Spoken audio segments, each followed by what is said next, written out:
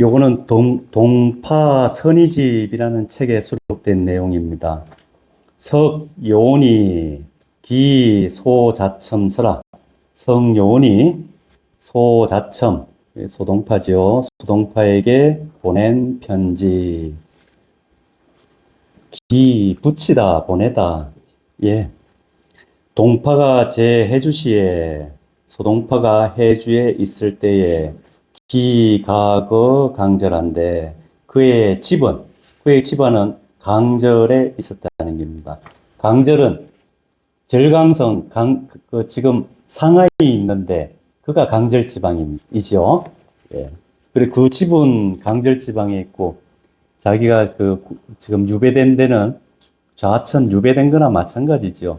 그 해주 땅이니까 거리가 멀지 않습니까? 예. 그래서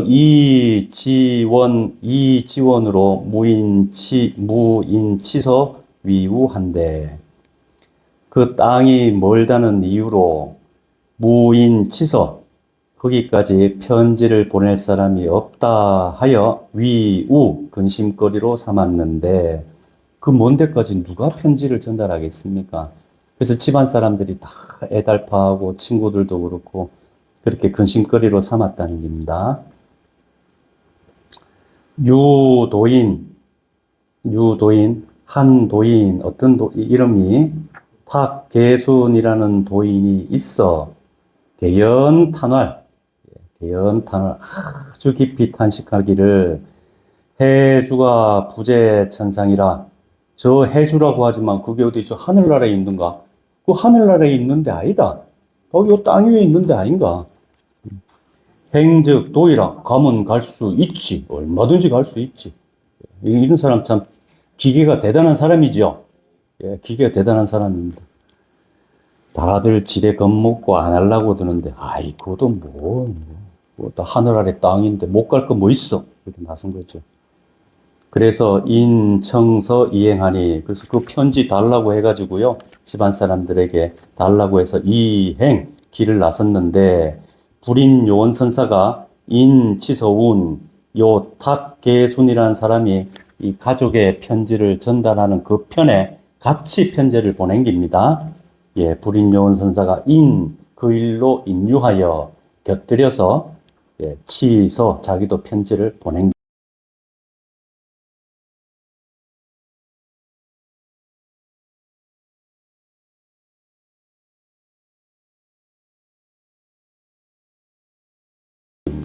그 편지에 이런 내용이 나오는데요. 참 좋습니다. 한번 읽어보겠습니다. 상독 퇴지, 내가 항상 퇴지에, 여기 상자는요, 항상 상자로 되어 있는데요. 문맥으로 봐서는 일찍이 상자가 문맥으로 옳지 않은가 싶습니다. 일찍이 또는 언젠가 한 번은 내가 뭐뭐 한 적이 있는데 할 때 요 상자 쓰거든요. 요게 들어가면 훨씬 문장이 매끄럽지 않겠나 하는 생각이 들었습니다. 근데 요 원문에는 항상 상자로 되어 있습니다. 퇴지는 한유입니다. 한퇴지, 한유. 앞쪽에서 이분도 나왔죠. 한퇴지가 쓴 글에요. 송이원귀 반곡서라는 유명한 글이 있습니다. 반곡으로 돌아가는 이원을 전송하면서 쓴 글, 이런 의미입니다. 한태지가 쓴 이 글을 상동, 내가 예전에 읽어봤더니, 저는 이제 요 상자로 해석했습니다. 이 원은 부루지우 주상자요. 주상은 임금이죠. 임금에게 알려지는 것을 부루 만나지 못한 자요. 임금이 알아주지 않았던 자요. 이렇게 하면 되겠죠. 하지만 그럼에도 불구하고 유능좌무수의 종일이라. 내 일찍이 환태지가 쓴 송이원기 방곡서를 읽어보았더니 이 원은 임금이 알아주지 않았지만 그래도 무성한 나무그늘 아래 앉아 하루를 편하게 보낼 줄은 무성한 나무 그늘 아래 앉아 하루를 편하게 보낼 줄은 알았다 하였으니. 요래 하면 될까요? 예, 부족해도 넘어가겠습니다. 예. 자첨은, 그런데, 예, 이원이란 사람도 이랬는데, 자첨 그대는, 라고 이름을 이렇게 부른 걸 봐서도 불인 요원선사와 소동파의 관계를 짐작할 수 있죠. 예, 만일, 사람 이름 함부로 안 부릅니다. 근데 자첨이라고 이렇게 했을 때에는 자기 제자 대하듯이 한 거지요. 예. 소동포와 불인 요원선사의 관계를 짐작할 수 있습니다. 자첨은 중대과하야 대과에 급제하여 등 근문하고, 근문은 근마문의 줄임말입니다. 그 한나라 때 도성의 문 중에 하나였답니다. 그래서 이 근마문은 궁궐을 의미하기도 하고 또 한림원을 의미하기도 한답니다. 그러고 보니 요 소동파가 한림 학사를 지냈지요. 그거하고 연계돼서 이런 표현을 쓴 게 아닐까 싶기도 합니다. 등 근문하고 상 옥당이라가, 옥당도 임금의 처소지요. 예, 임금의 정각에 올랐다가 원방 정막 집인하니, 그랬지만 멀리 저 정막한 물가, 정막한 바닷가로 방 내쫓기는 일을 당했으니 권신이 기 자첨이 재상이라. 저 권세 있는 신하들이 자첨 그대가 재상이 되면 어째나 하고 시기했기 때문이다. 인생 일세간이 인생사 한평생 살아가는 세상이 여 백구지 과거기요. 저 문틈, 백마가 문틈 사이로 지나가는 것과 같으니. 한평생 살았다 그러지만 그게 이제 한평생 인생살이가 짧다는 걸 요래 비유한 거지요. 문틈이 있으면은 말이, 백마라고 하는 거, 예, 쏜살같이 지나갔다는 겁니다. 예. 인생 일세간이 여 백구지 과거기요. 30년 공명부기가, 30년 동안 누린 공명과 부기가 전에 성공이니, 전에는 이거 돌아보니, 눈동자 한번 끔뻑하고 돌아보니까 성공이라 어디 가고 없습니다. 사라져버렸으니, 물거품이 되었으니, 수포로 돌아갔으니, 하불 일필 구단하리요. 어찌 한필 일필, 이거는 단숨에, 예, 단숨에란 뜻입니다. 단숨에 끊어버리지 않겠는가. 예, 그렇게 끊어버리라고 권하는 겁니다. 왜 단숨에 끊어버리지 않는 건가. 예.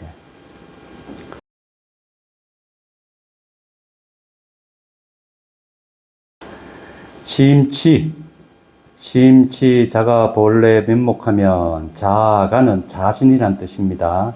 자신의 본래 면목을 심치, 더듬어서 찾아서 파악하면, 알아차리면, 이건 깨닫는다는 뜻입니다. 예. 자기의 본래 면목을 깨달으면 만급의 상주요. 예. 인생살이 그거 한평생 살았다 그러는데 문틈으로 백마가 휙 지나가는 것과 같은데요. 인생사 한평생이 심취, 자가 본래 면목, 자기의 진면목을 깨달으면 상주한다는 겁니다.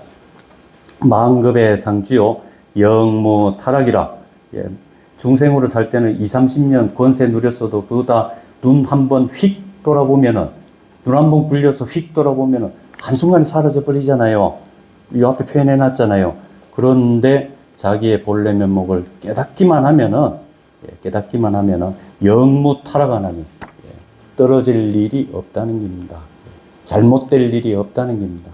상심하고 후회하고 한탄하고 초라해질 그런 자리로 떨어질 일 없나니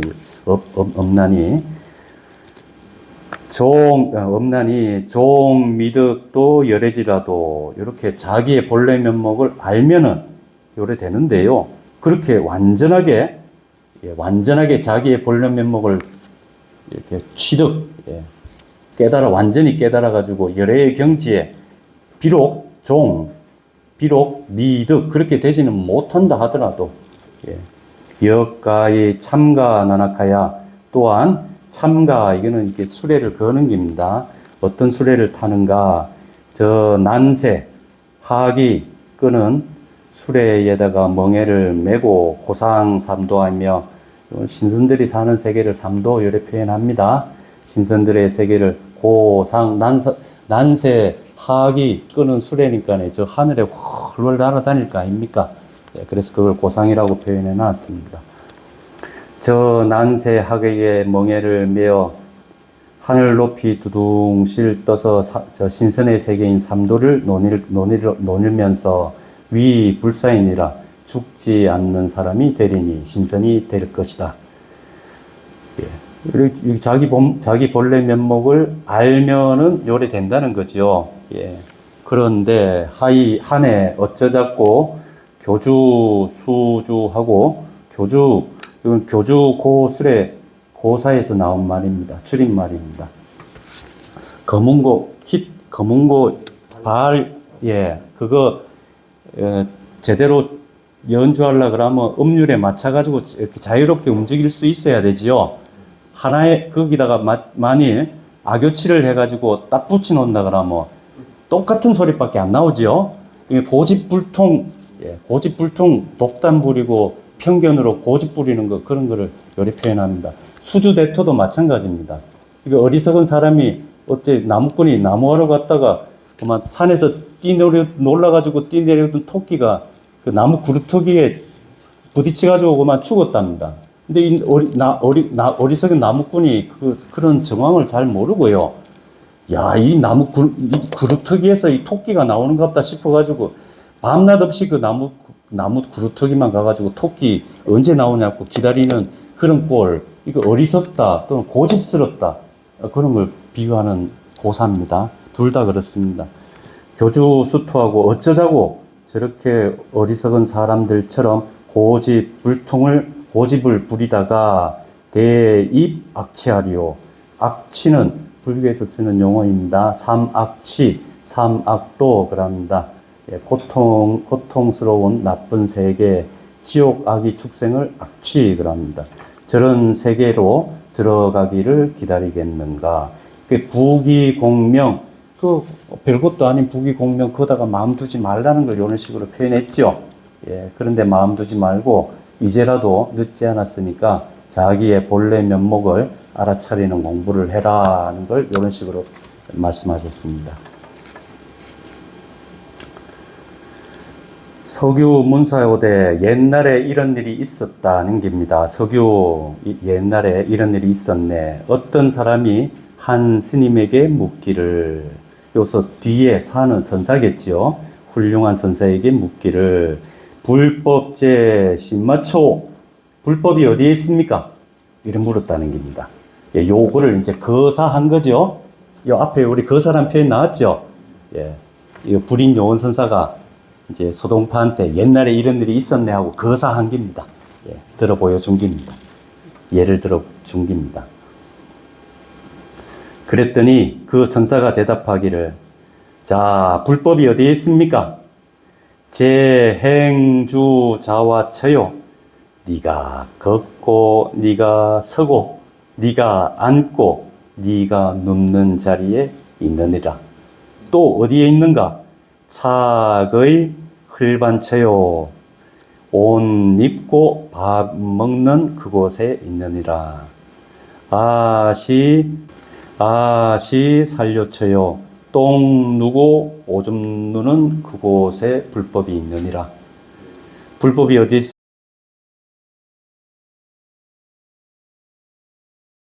있습니까? 사활부득천이라. 그 자리에서는 죽을 수도 없고 살 수도 없는 자리이니라. 요렇게 옛날 선사께서 말씀하셨던 것을 불인 요원 선사가 소동파한테 거사 들려준 겁니다. 그리고 나서 말씀을 이으셨습니다. 자네가 하면 되겠죠? 자네가 흉중에 유망건서요. 그 가슴 속에 만권의 책을 가지고 있고 품고 있고, 하필에 무일점진이나 붓을 내려놓았다면, 그러니까 글을 썼다 그러면 한 점 티도 찾아낼 수 없지만 글을 자네가 아는 것도 참 많고, 글 썼다 그러면 흠잡을 구석 없이 문장도 아주 완벽하고 아름답지만, 도저지휘하여는 여기에 이르러서는 부지성명 소재리니 그 생명의 근원이 어디에 있는지 부지 알 수 없을 것이니 일생청명이 요주신마오 한평생 자네의 그 똑똑함이 요주신마오 도대체 뭘 하고자 한 바였던가, 도대체 뭘 얻고자, 그 총명함으로 도대체 자네가 뭘 얻고자 그렇게 애썼던가, 그렇게 말씀하셨습니다. 이제 너무 부귀공명 이런 데 마음 두지 말고, 불법의 자기 본래 면목을 깨닫는 데 힘써라, 이런 의미이죠. 삼세불이 즉시 일계유 혈성적 한자라. 거다가요, 또 이제 사람을 격려할 때에 이게 그런 말이 있더만요. 당근과 채찍을 같이 써야 된다면서요. 예. 그래, 앞쪽에서는 채찍을 쓰고, 자네 그 똑똑하다고 하고, 글도 잘 쓰고, 아는 것도 많은데, 그래, 자네 한평생, 그래, 애써가지고 도대체 뭘 얻었는가? 자네 뭐 똑똑하다 그러는데, 불법이 뭡니까? 라고 했을 때, 행주자와 걷고, 서고, 앉고, 눕고, 하면 그게 불법이다. 똥 누고, 밥 먹고, 옷 입고, 그게 불법이다. 한 거, 이거 자네 알겠는가? 여기에, 이 자리에 이르러서는 자네가 그 근본, 자네의 본바탕에 대해서는 도무지 모를 것이니, 자네가 그래 총명하다고 하지만 그 총명아 도대체 어디다 쓰겠는가? 이건 채찍이죠. 근데 채찍만 쓰면 안 된다고요? 그 뒷구절이 당근입니다. 어떻게 격려했는가? 너무 낙심하지 말게, 삼세의 모든 부처님도 일계유열 성적 한자니라. 혈기가 왕성했던 한자, 이거는 거친 사람들이라는 겁니다. 한자라고 하는 거는 중생이란 말, 범부라는 말하고도 똑같은 의미겠지요. 혈기가 펄펄 넘치고요. 예. 욕심 부릴 때도 있고, 성질내던 때도 있고, 했던 그런 사람들이 부처님이 되는 거지, 본래부터 부처님 없었다라고 하는 것을 요래 표현을 했습니다. 삼세의 부처님이라고들 하지만 그 사람들도 일개 피가 들끓는 범부였을 뿐이니라. 자첨이 자네가 양능각하에 승당한다면, 만일 자첨 자네가 능히 각하, 요거는 발 아래에서, 이건 그 자리에서라는 의미죠. 승당이라고 하는 것은요, 받아들이는 겁니다. 받아들이기만 하면, 이게 불법이, 특히 선종과 대승불교에서 이걸 강조합니다. 우리가 몰라가지고 고뇌에서 벗어나지 못하는 게 아니지요. 거의 대부분 다들 알고 있습니다. 다들 알고 있는데, 이거를 제대로 받아들이지를 못합니다. 그리고 받아들였다 그래도요, 이거를 당해야 되거든요. 당이라고 하는 거는 완벽하게 인정하는 겁니다. 긍정하는 겁니다. 이 불교에서 이제 제일 많이 하는 말씀이 재행무상 재법무화를 불교에서 제일 자주 말씀하시거든요. 만들어진 모든 것은 영원할 수가 없다. 영원하지 않다. 그렇게 만들어진 모든 것, 영원하지 않은 것, 그 무엇에 고정불변한 실체는 없다. 그리고 무엇이라고 불리는 것은 무엇 아닌 거에 의지해서 있기 때문에 그것 자체로는 무엇이라고 불릴 수 없다. 이런 걸 재행무상 재법무화 그러죠. 그래서 이 세상에 이것은 나다, 이것은 영원히 나의 것이다 라고 할 만한 것은 없다. 그럼 이건 다들 알고 계시죠? 여기 계신 분들 뿐만이 아니고 세상 사람들이 이거 다 한다는 겁니다. 영원한 내 것 있습니까? 없습니까? 이거 세상 사람들 다 알고 있는 것 아닙니까? 하지만 이거를 승당하는 사람은 매우 찾아보기 어렵습니다. 매우 찾아보기 어렵습니다.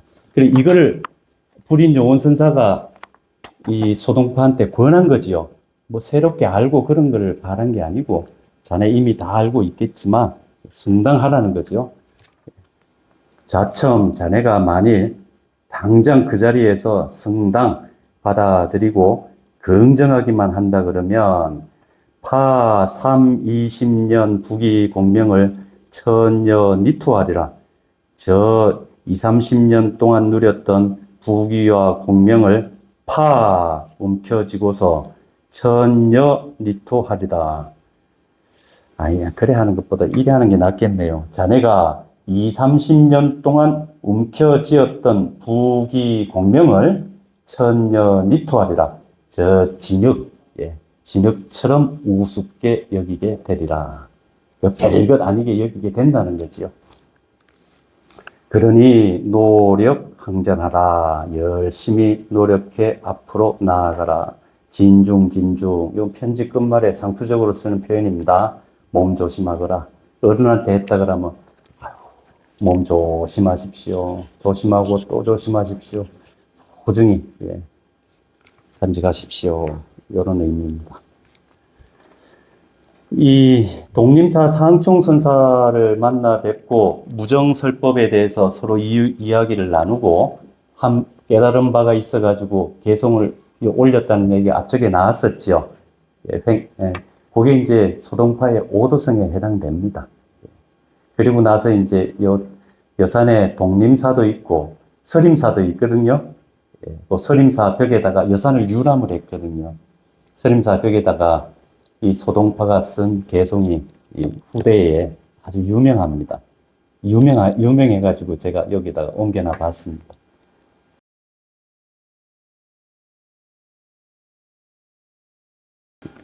제 서림사 벽에다가 쓴 시, 횡간 성령 측성봉하니 원근 간산의 요부동이로다. 부식 여산 진면목은 지연 신제 차산중이로다. 여산 아름답기로 유명하죠. 근데 그 여산을 이제 구경을 한 겁니다. 여산의 모습이 횡간, 옆에서 이래 나란히, 횡간이라고 하면 옆에서 나란히 멀찍 좀 떨어져서 보는 겁니다. 떨어져서 이렇게 나란히 봤더니 여산이 어떻게 생겼습니까? 작은 산이 아니니까 이래 산봉우리가 쭉 이어졌을 거 아닙니까? 이걸 그러죠? 여산은 어떻게 생겼습니까? 산마루가 쭉 늘어서 있던데 이래 빈다는 겁니다. 그런데요, 이제 말 타고 갔을 거 아닙니까? 좀 가까이에 가서 보면은요, 멀리서 봤을 때는 그 담장처럼 이렇게 쭉 늘어선 것 같은데 가까이 가서 보면은요, 봉우리가 삐쭉삐쭉하다고요. 그쵸? 그 속으로 들어가면은요, 이게 측이죠. 가까이 곁에 가서 봤더니 측성봉이랑 멀리서 봤을 때는 담장 같았는데 가까이서 본 게 뾰족뾰족한 봉우리들 아닙니다. 원근 간산의 요부동이라 멀리서 보고 가까이서 보고 산을 봤더니 끝내 같지가 않네. 불식 여산 진면목은 그래 이제 너희들이 물을 것 아닙니까? 여산 갔다 왔다 그러니까 여산이 어떻게 생겼습니까? 물을 것 아닙니까? 자, 어떻게 대답해야 될까요? 그 담장맹크로 쭉 늘어선 모양새대 이래 대답해야 옳을까요? 그 뾰족한 게 꼭 칼세아 놓은 거 같고 장세아 놓은 거 같고 그렇대 이래 대답해야 옳을까요? 불식 여삭 진면목을 이 진면목이라 그럽니다. 진짜 모습이 뭡니까? 멀리서 보면 꼭 담장 같고 줄세아 놓은 이렇게 나란히 늘어서 놓은 거 같고 가까이서 가보면은 이렇게 봉우리가 삐쭉삐쭉하고 그리 달리 보이는데 여산의 진짜 모습은 뭡니까? 라고 물으면 이거 대답할 수 있습니까? 앞에서 유관선사 이 얘기 또 거론해야 되겠네요. 그쵸? 사지불급이요 의지부득이라. 다 일맥상통하죠? 그렇습니다. 그래 이렇게 끝내 끝내 여산의 진면목을 알 수 없는 까닭은 지연신제 차산 중이라. 자, 늘어서 있다, 뾰족하다, 담장 긋다, 뭐 칼 긋다 하는 게 자기가 선 위치 따라서 그렇게 보이는 거죠. 그렇죠? 그런데 우리는 이 앞에 거를 배제하고 얘기를 하고 배제하고 생각을 한다는 겁니다.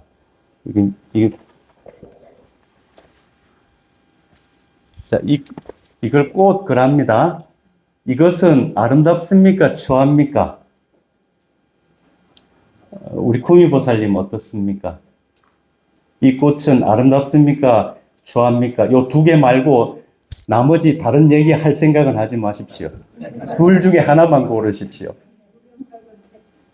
두 개 다 아닌데. 그럴 줄 알고 제가 하지 말라 그런 겁니다. 우리 부회장님, 둘 중에 하나만 고르십시오. 이 꽃은 아름답습니까? 이 꽃은 별로입니까?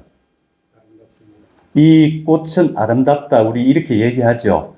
이게 지연신제 차산중 있는 위치 따라서 얘기한다는 겁니다.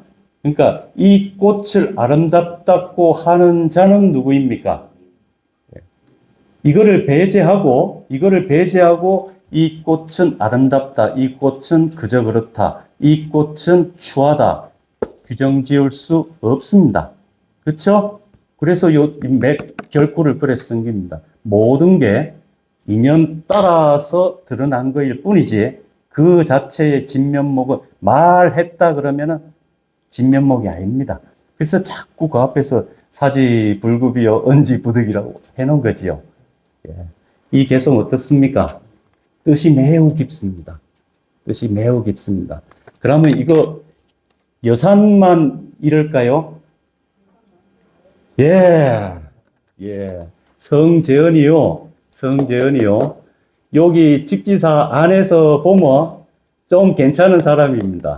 성재언이요. 저 황금시장에서 봤더니요. 개파입니다. 예. 그러면 성재언이의 진면목은 뭘까요?